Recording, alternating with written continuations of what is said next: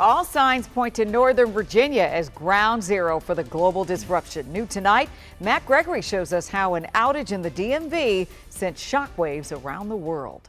These days, pretty much everything we do is somehow connected to the internet. I mean, from your messaging to your shopping to banking, you might even be watching this right now on a streaming app. And it's all made possible by what we call the cloud. But really, it's the work of millions of computers and data centers linked together across the world, the majority of which are right here in Northern Virginia, which is where early this morning a problem popped up. Even though it is in Northern Virginia, that US East 1 region is massive. Using cloud technology like Zoom, I talked to Rich Mogul, chief analyst at the nonprofit Cloud Security Alliance. So even though if you're using a data center in Oregon or in Frankfurt, Germany, or out in Singapore, it has some things that require it to still be able to talk to US East 1 to some degree. Basically, he says this morning, a problem in our backyard quickly became a global issue. If you think of DNS, domain name systems, as the landlords for the internet, when your landlord stops taking rent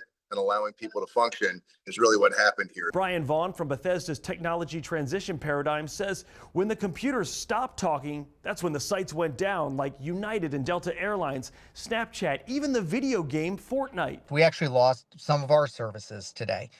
Things weren't being able to communicate because we use one of Amazon's services to host aspects of our research and our websites. Mogul says many people actually don't realize their sites might be running through Amazon Web Services, and as a result, through Northern Virginia. Now, Amazon's always working to reduce the impact of that so that if parts of US East 1 goes down, then the other regions will still run. Now, since this morning, Amazon reports that its systems are effectively back online. But days like today highlight not only how important data has become in data centers to everything we do, but how important Northern Virginia is to the world.